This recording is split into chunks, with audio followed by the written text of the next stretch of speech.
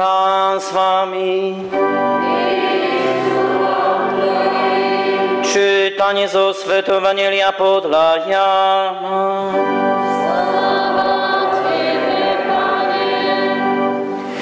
Ježíš povedal farizejom: odchádzam a budete ma hľadať, ale zomriete vo svojom hriechu.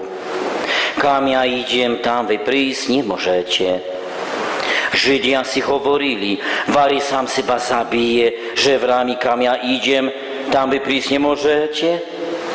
On im povedal: vy ste z dola, ja som z hora.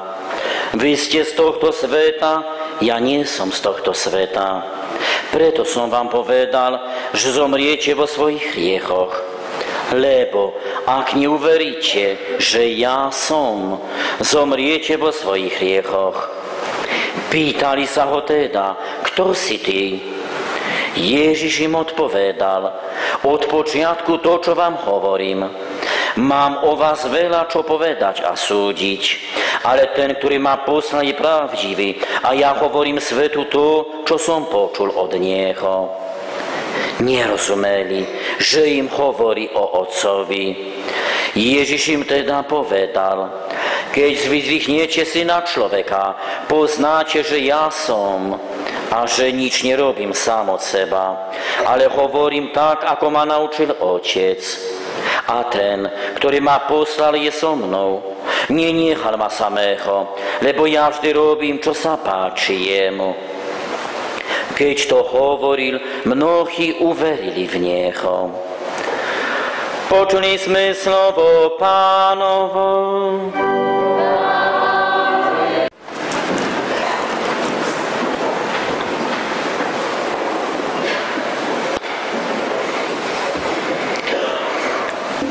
Milí bratia a sestry, drahá mládež, drahé deti,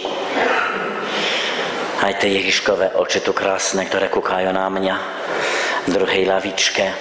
Všetkých vás veľmi srdečne vítam na tejto svätej omši s prednáškou pre všetkých. Pochválený buď Pán Ježiš Kristus. Ako som vám prislúbil, chceli by sme dnes vypočuť druhú časť prednášky, ktorá sa týka základu našej viery. Ide o lásku k Pánu Bohu a bližnému. Pripomínam vám, že sme včera zastavili sa pri troch otázkach, veľmi dôležitých. Prečo máme milovať tých, čo nás urážajú? Prečo máme milovať tých, čo nám spôsobujú bolesť? Ba čo viac, prečo treba milovať tých, čo nás nenávidia? Milí veriaci, odpoveď na tieto otázky dáva nám svätý Pavol v liste Efezánom. Napodobňujte Boha ako milované deti a žite v láske tak, ako aj Kristus miluje nás a vydal seba samého Bohu za nás ako dar a obetu ľúbeznej vône. Milí veriaci, keby bol býval Pán Ježiš egoistom, nevykúpil by nás. Po spáchaní dedičného hriechu Pán Boh mohol povedať ľuďom nasledovné: keď ste chceli byť ako Boh, teda urobte teraz tak, aby ste boli spásení. To nie je môj problém, to nie je moja vec. Boh inak rozhodol. On slúbil ľuďom spasiteľa. Avšak základom božského rozhodnutia sa stala láska, ktorú Pán Boh očakáva od nás. Nie iba pre seba, ale aj pre každého človeka, nášho bližného. Milí bratia a sestry, kresťanstvo v tomto zmysle je veľmi požadovačné. Tam sa začína opravdivá kresťanská viera, kde sa udomacňuje láska aj k nepriateľom. Tam sa začína opravdivá láska, kde sa končí povinnosť a záväzok. Viera bez skutkov, hovorí vo svojom liste svätý Jakub, je mŕtva.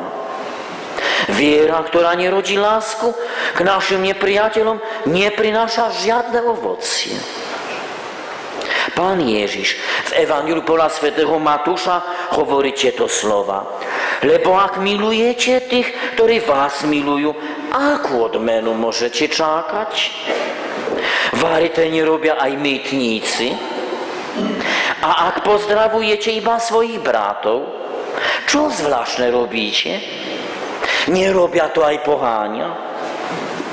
Vy teda buďte dokonali, ako je dokonalý váš nebeský Otec. Milí bratia a sestry, pokračujme v našich otázkach spojených s láskou k nepriateľom. Teda prečo máme milovať našich nepriateľov? Na túto najťažšiu otázku nám dáva odpoveď predovšetkým samotný Ježiš Kristus. A to svojim životom. Bolo to už pomerne dávno. Pozeral som televízne noviny, keď bola ešte vojna v Juhoslávii. Videl som strašné obrazy. Televízia francúzska ukázala vojakov veriacich islamistov, ktorí zhotovili malú drevenú šibenicu a na nej na špagát zavesili podčínané ľudské hlavy. Nehnevajme sa. Takáto beštiálnosť nie je ani u zvierat. Keď som to pozeral, spýtoval som sám seba, aký je ten ich Boh, ktorý dovoluje zabíjať ľudí s takou ukrutnosťou. Milí veriaci, to je Boh nenávisti. To je Boh, ktorý nemá nič spoločného s našim Bohom. Náš Boh dovolil z lásky k ľuďom, aby ho pribili na kríž.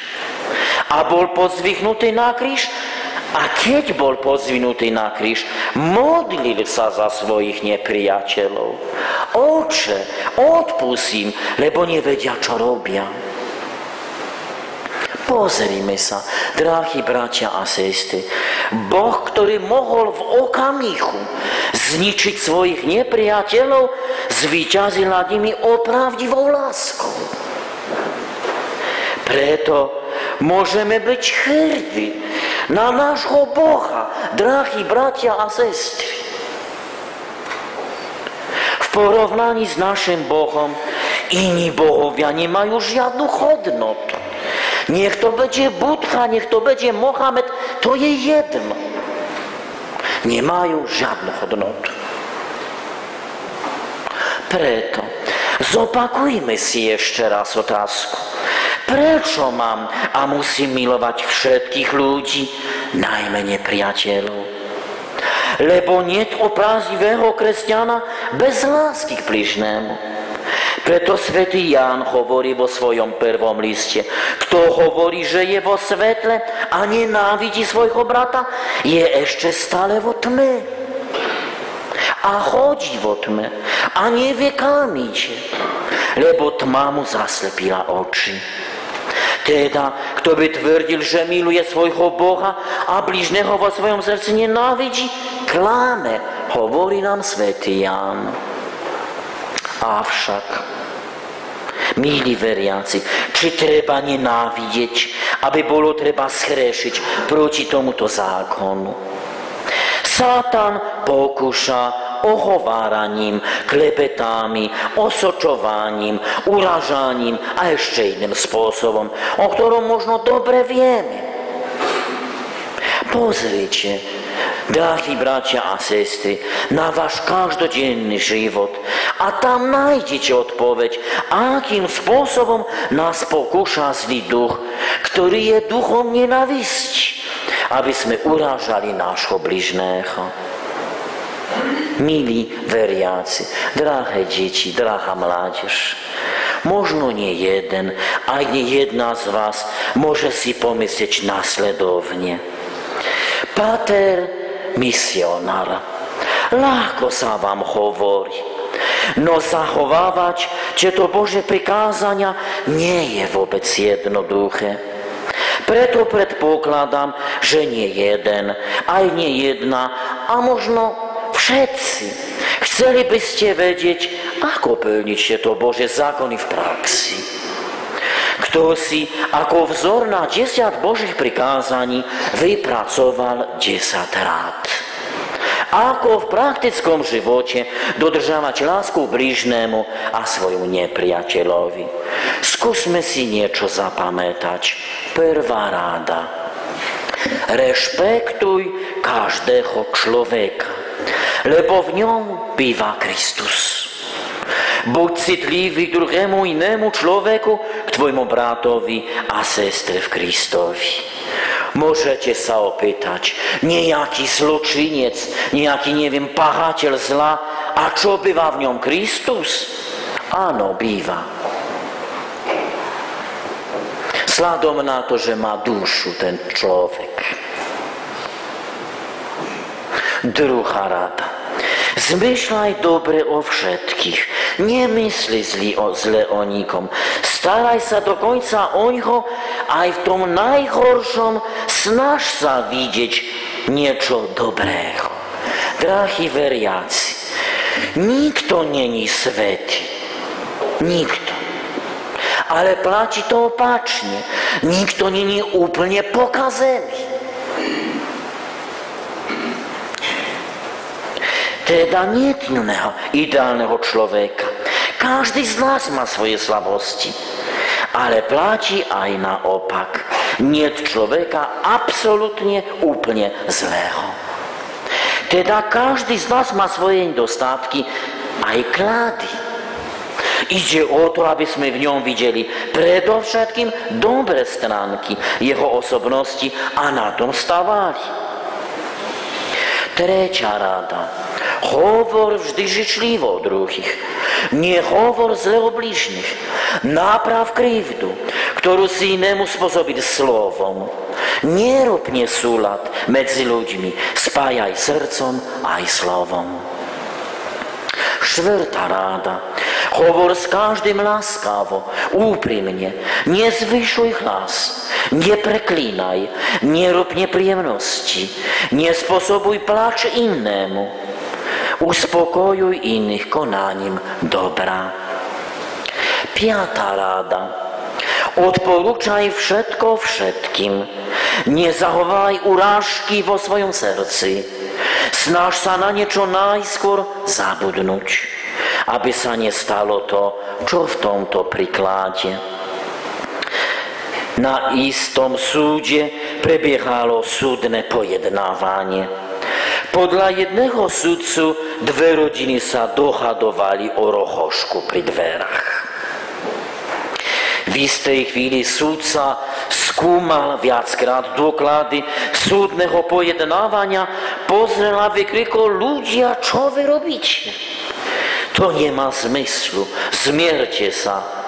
Na to počul ako odpoveď jediné slovo: nikdy. A všetci boli veriaci. Ty vždy prvý podaj ruku k dohode. Môžeme sa opýtať, čo? Ja som nevinný, ja som nevinná. Ja mám prvý podať ruku k dohode? Áno. Pretože si nevinný, tak máš prvý podať ruku k dohode. Nie je to ľahké. 6. rada. Konaj vždy na užitok bližného. Rob dobre každému tak, ako chceš, aby tebe iní robili. Nemysli na to, čo je niekto tebe dlžný, ale na to, čo ty si dlžný inému. 7. ráda. Maj aktívnu účasť so spolubližným v jeho utrpení. Ochotne sa ponáhľaj pomoc inému rádou potechou srdcom. Často sa tak stane, že v našom prostredí žijú ľudia, ktorí sú bohatí, nieraz aj osamotení, chorí. Také osoby potrebujú predovšetkým dobré slovo, nie peniaze a bohatstvo. Ako som prislúbil ženám počas prednášky i chcel by som sa kratučko vrátiť k tejto 7. ráde. Myslím si, že to nebude zrada toho, o čom sme hovorili pred hodinou. Pred Vianocami v minulom roku sme pochovali pani Ruženku Fajberovú. Žena, ktorá dlhé roky bola zodpovedná za ružencovú rúžu. Prišli za ňou dve ženy, Češky, z Českej republiky, a pýtali peniaze. Hovorí, viete čo, ja mám len 350 eur. No ale my potrebujeme na 4 protézy pre niekoho. Takto ženu opantali, že išla s nimi do banky, vybrala všetky peniaze. Keď tá žena sa vrátila naspäť a uvedomila si, čo sa stalo, srdce nevydržalo. Na druhý deň v byte našli ženu mŕtvu. Áno, máme pomáhať, ale dajme si pozor, a ja hovorím, dajme si pozor na tých, ktorí sa narodili v nedeľu i majú celý týždeň nedeľu alebo 2 ľavé ruky a nechce sa im pracovať. Áno, je nezamestnanie, ja súhlasím s tým. Ale sú aj takí, ktorí dobre vedia podviesť. 8. ráda. Pracuj opravdivo statočne, lebo z ovocia tvojej práce žijú iní tak, ako ty žiješ zase z práce iných. I tu by som si dovolil tež maličké vybočenie. Viac ako 25 rokov sa Slovensko teší zo slobody. Snaží sa povádzať do praktického života demokraciu. Tento systém si však vyžaduje vysokú kvalitu práce. Avšak, keď sa pozrieme po našich obchodoch a stavbách, vidíme, milí veriaci, dosť veľa, ešte dosť veľa nepodárkov, kázov, nedostatkov, chýb. Som to hovoril, možno sa zasmejete, bo to je banálny príklad. Istá tetúška kúpila mi ponožky na narodeniny. Ale mi prezradila, koľko stali. Pater, len 5 korún. Dobre, poďakoval som. Na druhý deň ráno a už po ponožkách. Také boli kvalitné. O čom to svedčí? Hovorí to o tej skutočnosti, že zatiaľ ešte mnohí nemyslia tak, ako by bolo treba na iných. Lebo zmyslom mojej práce je nielen dobre pracovať pre seba, ale aj pre mojich blížnych. 9. ráda. Zaraď sa medzi tých, čo poskytujú sociálnu pomoc pre blížnych, núdznych do takej miery, ako ti to dovolujú tvoje možnosti. Máme zbierky na charitu, je to najistejší spôsob pomôcť tým najchudobnejším. 10. ráda. Modli sa často za všetkých ľudí, najmä za tvojich nepriateľov. Milí veriaci, deti, mládež, netreba, hádam, nikoho presvedčovať o tom, že keby iba šťastie, ja hovorím, aspoň 10% sa dodržavali naše rády, ktoré vychádzajú z Božích prikázaní, náš život bol by oveľa jednoduchší a zaiste krajší. Zatiaľ, ako to dobre vieme, skutočnosť je iná. Jednako už samotné uvedomenie si tejto skutočnosti je prvým krokom k tomu, aby sme žili podľa Kristovej blahozvesti. Vieme, že sa to uskutoční veľmi námahavo, avšak je to možné dokázať. Dokázujú nám dobre príklady ľudí, ktorých prenikla láska k Bohu a k blížnym. V minulosti nech si chodí, nech si tu škriatok pobehuje, no nevádí, nech si chodí. Dokazujú to nám niektoré príklady ľudí, ktorých prenikla láska k Bohu a blížnym. V minulosti takými boli svätý Cyril a Metod, svätý Vincent Paulánsky či svätý Albert Chmielovský. Dobre známa osobnosť už svätá matka Teresa z Kalkáty. V spojení so životom matky Terezy z Kalkáty istý raz kto matku Terezu videl, ako sa schyluje nad chorým, povedal: ja by som to nerobil ani za $5,000. Na to matka Teresa povedala: ja taktiež, môj vážený páne, ale ja to robím pre Krista, ktorého milujem v každom človekovi. Milí bratia a sestry, ťažko nám je milovať iného človeka bližného, v ktorom prebýva Ježiš Kristus. Aby som vás povzbudil, aspoň sa snažiť, skúsme si pripomenúť skutky telesného aj duchovného milosrdenstva. Smedných napájať, náchych odievať, pocestných sa ujať, väzňov vykupovať, chorých navštevovať, mŕtvych pochovávať. Skutky duchovného milosrdenstva, hriešnikov napomínať, nevedomých vyučovať, pochybujúcim dobre radiť, zarmútených tešiť, krivdu trpezlivo znášať, ubližujúcim odpúšťať, za živých a mŕtvych sa modliť. Milí veriaci, pripravujeme sa na svätú misijnú spoveď. Podajme si ruky, odpustme si všetky urážky.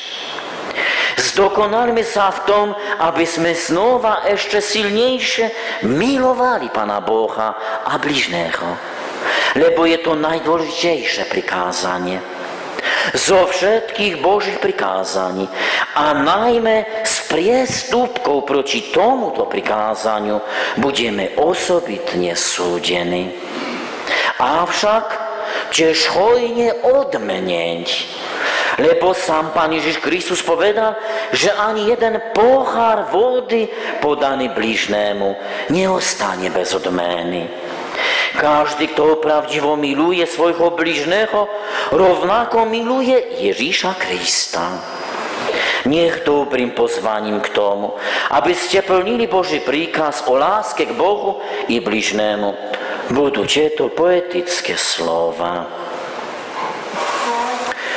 Cez šedý súmrak čuť čísi unavený krok. Ide niekto vyčerpaný, kto si biedne oblečený. V jeho srdci je veľa horkosti, v jeho tvári ani kvapka krvi. V oblákoch, môj milý, Pána Boha neuvidíš. Kto nehľadá Boha v ľudskej rodine, ten sa s ním nikdy na ceste nestretne.